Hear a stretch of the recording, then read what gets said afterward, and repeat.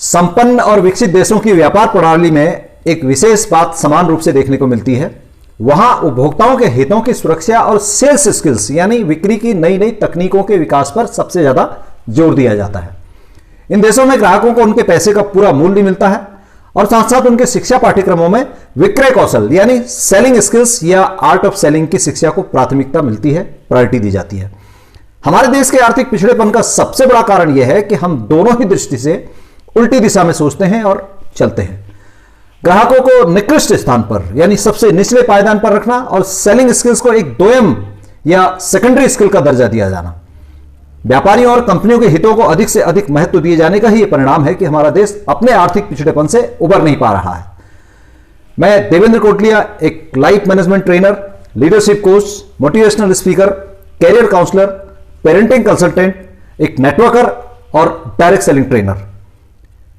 यह चर्चा direct selling business के इतिहास, उसकी कुछ खास बातों, प्रक्रियाओं, अनेक देशों में इसकी सफलता के कारणों के साथ साथ उन बातों को लेकर है जिनके कारण लोग बिना पूंजी लगाए बहुत कम समय में लाखों रुपए महीने की आमदनी पर पहुंच जाते हैं और सिर्फ पैसा ही नहीं कमाते बल्कि उन्हें वो सब कुछ मिल जाता है जिसे वो पूरे विश्वास और पूरी दृढ़ता के साथ हासिल करना चाहते हैं। डायरेक्ट सेलिंग का इतिहास अमेरिका से शुरू होता है। लगभग 8 दशक पहले कार्ल रेनबर्ग नाम के एक अमेरिकी उद्यमी के मन में विचार आया कि अपने उत्पादों की गुणवत्ता से कोई समझौता किए बिना और उचित दामों पर उन्हें अपने ग्राहकों तक पहुंचाने का कोई रास्ता निकाला जाए।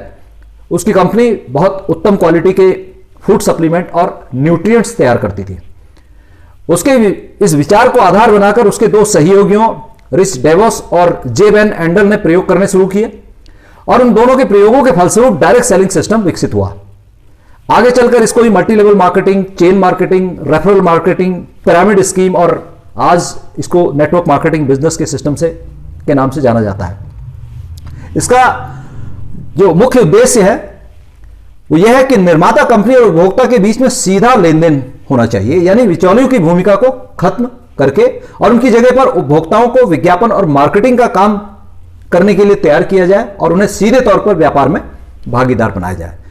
इस नई सेल्स और मार्केटिंग पद्धति को अमेरिकी उपभोक्ताओं ने और वहां की कंपनियों ने, वहां के उद्योगपतियों ने भी बहुत पसंद किया।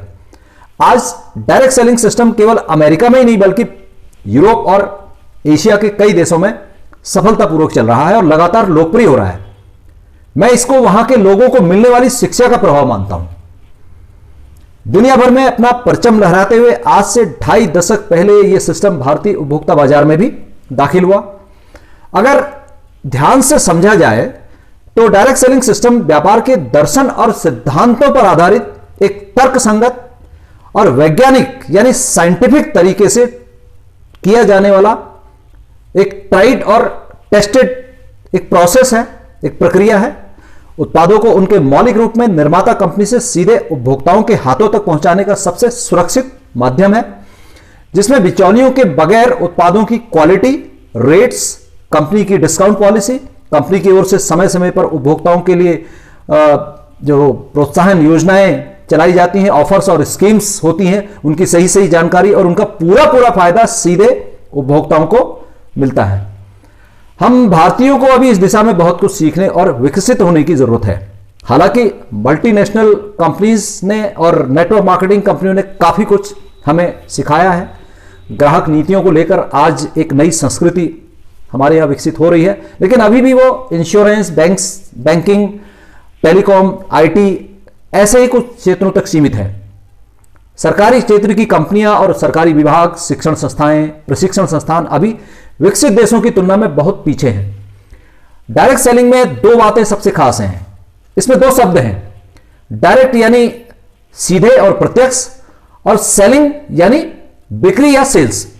इस नई बिजनेस प्रणाली का यही मुख्य आधार है। शुरुआत में नेटवर्क मार्केटिंग कंपनी के उत्पादों का इस्तेमाल करने वाले ग्राहक व्यक्तिगत स्तर पर अपने लेवल पर सेल्स कैंपेन चलाते हैं, होम मीटिंग से लेकर बड़े बड़े सेमिनार्स तक आयोजित करते हैं और इस प्रक्रिया को सरल बनाने के लिए मार्केटिंग यानी कंपनी और उसके उत्पादों का प्रचार प्रसार करने का काम भी ग्राहक स्वयं करते हैं। कोरोना काल में यानी लॉकडाउन के दौरान इस बिजनेस के लिए एक वरदान साबित हुआ। आज home meetings, business meetings, seminar इन सब चीजों की जगह तकनीक ने ले ली है। नेटवर्क मार्केटिंग करने वाले पहले से ज्यादा स्मार्ट यानी कुशल और होशियार हो गए हैं। पहले घर से बाहर निकलकर काम करने में लगने वाला समय, ऊर्जा और धन तीनों की बचत कर रहे हैं और उसके बाद भी पहले के मुकाबले 1.5 गुनी और 2 गुनी आमदनी ले रहे हैं। यह होती है स्मार्टनेस, स्मार्ट लोग और स्मार्ट काम करने का तरीका, स्मार्ट बिजनेस और उसकी स्मार्ट तकनीक। डायरेक्ट सेलिंग सिस्टम में सेल्स, मार्केटिंग और विज्ञापन, इन तीनों एक्टिविटीज पर होने वाले भारी खर्च की बचत का सीधा फायदा ग्राहकों को मिलता है। अच्छी कंपनियां अपने ग्राहकों को प्रोडक्ट्स का इस्तेमाल करने, उनकी मार्केटिंग और सेल्स करने का कौशल सिखाने के लिए कुशल प्रशिक्षकों की व्यवस्था भी करती है। ग्राहकों को अकेले काम करने की बजाय समूह में यानी खुद अपना सेल्स नेटवर्क, मार्केटिंग नेटवर्क बनाकर काम करने का विकल्प मिलता है। मार्केटिंग कंपनियों के साथ बिजनेस करने वाले लोगों के जो सेल्स नेटवर्क होते हैं वो पुरानी जो परंपरागत कंपनियां हैं उनके सेल्स नेटवर्क से भी बड़े होते हैं। इसमें हर एक नेटवर्क के निचले लेवल पर कुशल ट्रेनर्स और लीडर विकसित किए जाने की संभावना रहती है और उन्हें प्रशिक्षित करके और स्वतंत्र लीडर बनाकर खुद अपना नेटवर्क बनाने और उसको चलाने का मौका भी मिलता है। सबसे बड़ी बात यह है कि इसमें पहले से कंपनी के साथ जुड़े हुए लोगों और उनके बाद जुड़ने वाले लोगों को काम करने और पैसा कमाने का एक जैसा मौका मिलता है, समान अवसर मिलता है। सीनियर और जूनियर का कोई फर्क नहीं होता है। कई मामलों में तो बाद में जुड़ने वाला व्यक्ति पहले से जुड़े हुए लोगों से भी ज्यादा पैसा कमाने लगता है, उनसे आगे निकल जाता है। पुराने लोगों से बड़ा नेटवर्क खड़ा करके और पुराने लोगों से पहले और उनसे ज्यादा पैसा कमाने वाले नए लोगों के तमाम सारे उदाहरण आज इस बिजनेस के अंदर सामने आ चुके हैं। यह सब आदमी के अंदर लगातार सीखते रहने की प्रवृत्ति और लगन, उनकी मेहनत, उनके कौशल और तकनीक के प्रयोग और उनकी लीडरशिप पर निर्भर करता है कि वो कितनी तेज गति से बिजनेस स्ट्रक्चर बनाते हैं, नेटवर्क के निचले स्तर पर लीडर तैयार करते हैं और उन नए लीडर्स को हर प्रकार से सक्षम और आत्मनिर्भर बनाकर उनको सेल्फ रिलायंट बनाकर आगे बढ़ने का मौका देते हैं। डायरेक्ट सेलिंग यानी नेटवर्क मार्केटिंग बिजनेस पूरी तरह से लीडरशिप पर आधारित है। यहां ना तो किसी को पूंजी लगाने की जरूरत होती है और न ही किसी प्रकार की कोई विशेष योग्यता, कोई कौशल या अनुभव की जरूरत होती है। और उसके बावजूद भी कुछ लोग जितना समय लगाकर यहां पर लाखों रुपए महीने कमा पर पहुंचते हैं, दूसरे लोग उतने ही समय में सोच रहे होते हैं कि क्या करें और कैसे करें। यहां पर देखा गया है कि कुछ लोगों को बिजनेस की बेसिक बातों का भी काफी लंबे समय तक पूरा ज्ञान नहीं होता और कुछ लोग तो अपनी कछुआ चाल से चल रहे होते हैं। यह सब लीडरशिप पर निर्भर करता है। कंपनी का इनकम प्लान एक जैसा होते हुए भी लोगों की उपलब्धियों और आमदनी में जो अंतर देखने को मिलता है, यह सब उनकी योग्यता, उनके कौशल और मेहनत के कारण होता है। कंपनी को सिर्फ एक चीज चाहिए और वो है अधिक से अधिक सेल्स यानी बिजनेस वॉल्यूम। अब उसके लिए क्या करना है और कैसे करना है, यह सब लीडर को सोचना होता है। हां, काम करने वाले लीडर को कंपनी की ओर से हर तरह का प्रोत्साहन मिलता है, जैसे वाहन खरीदने और मकान बनाने के लिए फंड, देश विदेश की यात्राएं, बिजनेस में अच्छा प्रदर्शन करने वालों को समय समय पर प्रमोशन यानी मान सम्मान भी मिलता है। नेटवर्क मार्केटिंग बिजनेस में सबसे बड़ा फायदा स्ट्रक्चर बनाने का होता है। स्ट्रक्चर यानी योजनाबद्ध ढंग से नेटवर्क बनाने की तकनीक। नेटवर्क के लोगों को मिलने वाला प्रशिक्षण और मार्गदर्शन जितना प्रभावी होता है, नेटवर्क के सदस्य उतनी ही तेजी से अपना काम करना सीखते हैं, उन्हें अपनी मेहनत का फल भी तेजी से मिलने लगता है। और यही कारण है कि यहां पर कुछ लोग 2-4 साल में ही बगैर कोई पूंजी लगाए लाखों रुपए महीने की आमदनी करने लगते हैं। यही लोग आगे चलकर दूसरों को अपने अनुभव और अपनी सफल तकनीकों से अवगत कराते हैं, उनको सिखाते हैं और आगे बढ़ने में मदद करते हैं। आज YouTube पर सैकड़ों लोग अपने अपने वीडियो अपलोड कर रहे हैं और उन लोगों को सिखा रहे हैं कि नेटवर्क मार्केटिंग बिजनेस में सफलता कैसे मिलती है। नेटवर्क मार्केटिंग बिजनेस की एक सबसे अच्छी बात यह है कि हर व्यक्ति सबसे पहले ग्राहक बनकर कंपनी के उत्पाद खरीदता है और कंपनी की ग्राहक नीति का फायदा उठाता है। एक ग्राहक के रूप में जो भी कंपनी की नीतियां होती है उनका पूरा फायदा उठाता है और जैसे जैसे ग्राहक के रूप में कंपनी के साथ उसका संबंध परवान चढ़ता है तो कंपनी से उसको मिलने वाले फायदों में भी बढ़ोतरी होने लगती है। और एक समय ऐसा भी आता है जब उसके घर का बजट बढ़ने की बजाय घटने लगता है, जबकि पुराने सिस्टम यानी बाजार से खरीदारी करने वाले ग्राहकों का बजट लगातार बढ़ता रहता है, वो कभी कम नहीं होता। नेटवर्क मार्केटिंग कंपनी के ग्राहक को फायदा होता देखकर जब उसके संपर्क के लोग उसके साथ जुड़ते हैं और कंपनी में नए ग्राहक लाने वाले ग्राहकों को अलग से कमीशन मिलना शुरू होता है, तो इससे पुराने ग्राहक नए ग्राहक लाने में और रुचि लेने लगते हैं, उनको और तेजी से नए ग्राहक लाना अच्छा लगता है क्योंकि उससे उनको फायदा होता है। कंपनी की पॉलिसी सभी ग्राहकों के लिए एक जैसी होती है। जब नए ग्राहकों को उनका फायदा मिलने लगता है तो उनसे पहले वाले ग्राहकों को जो कुछ मिल रहा है तो नए ग्राहकों को भी नए ग्राहक जोड़ने की प्रेरणा मिलती है और इसी क्रम के आगे बढ़ने से ग्राहकों का समूह बड़ा होते होते एक सक्रिय नेटवर्क का रूप ले लेता है।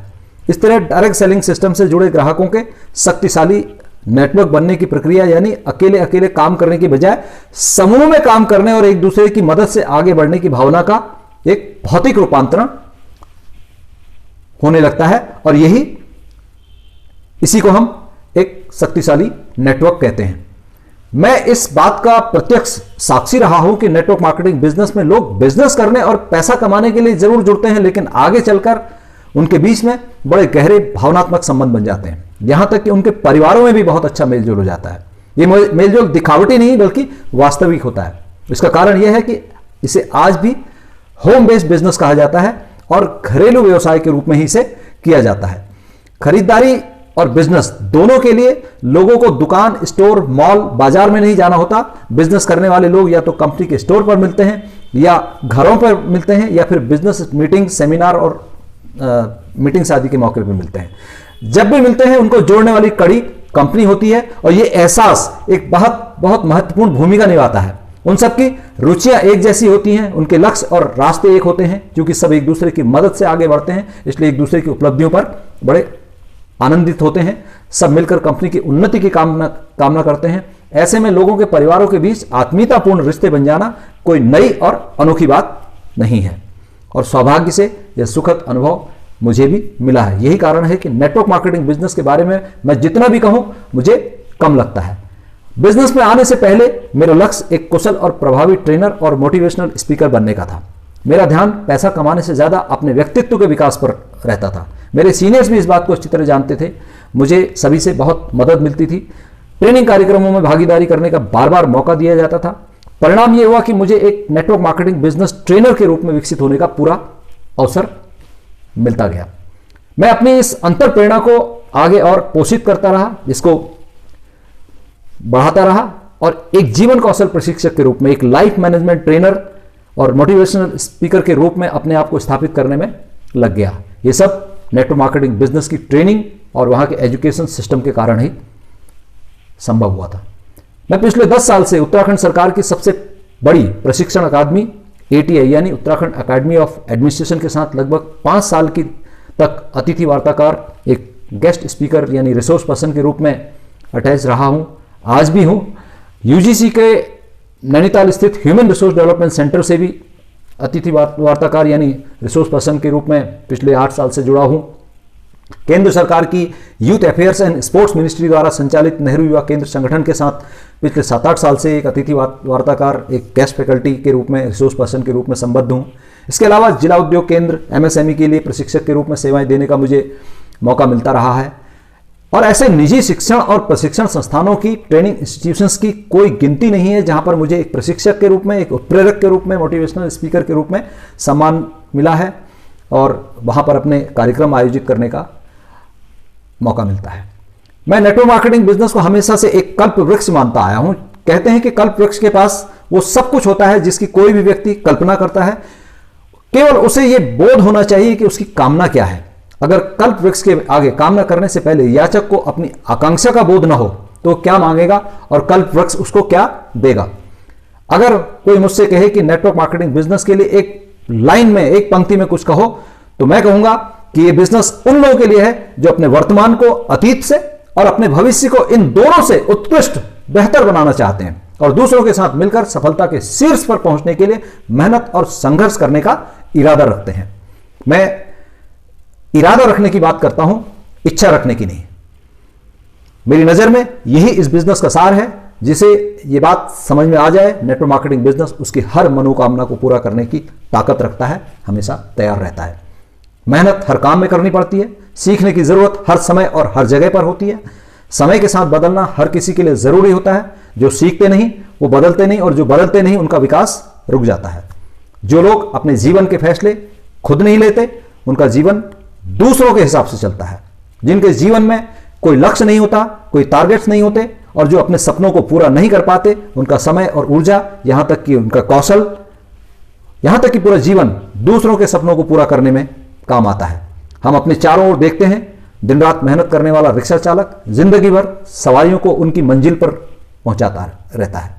नौकरी करने वाला अपनी सैलरी से 10 गुना काम करता है और इसी से कंपनी का मालिक करोड़पति से अरबपति और अरबपति से खरबपति बनता है। एक किसान जीवन भर खेतों में खून पसीना बहाकर अनाज पैदा करता है, लेकिन अपने परिवार को भरपेट भोजन नहीं दे पाता। ये सब वही लोग हैं जिनकी जिंदगी दूसरों के सपने पूरे करते हुए बीतती है। जब आदमी अपने परिवार को सुख सुविधाएं देने यानी अपनी कामनाओं को पूरा करने में नाकाम हो जाता है, तो झेप मिटाने के लिए उसे खुद अपनी पीठ थपथपानी पड़ती है। ये उसकी मजबूरी होती है।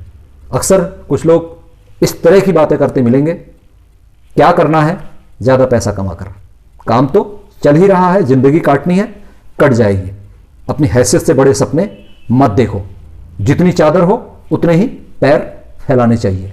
ऐसे लोग दूसरों को भी अपनी तरह बनाना चाहते हैं, यहां तक कि कुछ लोग तो अपनी ही संतानों को आगे बढ़ने से रोक देते हैं। तुलसीदास जी ने लिखा है, सकल पदार्थ या जग माही, कर्महीन नर पावत नहीं। जो लोग अपने जीवन, अपने परिवार की खुशियों की जिम्मेदारी लेने को तैयार रहते हैं, अपने आप पर विश्वास करते हैं, अपने भीतर बदलाव लाने, अपने व्यक्तित्व को निखारने, उसे प्रभावी बनाने और लीडर के रूप में विकसित करने के लिए हमेशा तैयार रहते हैं, नेटवर्क मार्केटिंग बिजनेस उनका स्वागत करता है, उन्हें सफल होने और अपने परिवार को खुशहाल बनाने में पूरी मदद करता है। लीडरशिप कोई पद या स्थिति नहीं है। Leadership is neither A position nor a state, बल्कि यह एक प्रक्रिया है, एक प्रोसेस है। यह अनेक गुणों का संयोजन यानी कॉम्बिनेशन ऑफ क्वालिटीज है। यह उत्तरोत्तर विकसित होने वाली एक योग्यता यानी परपेचुअल इवॉल्विंग एबिलिटी है। यह एक जिम्मेदारी है।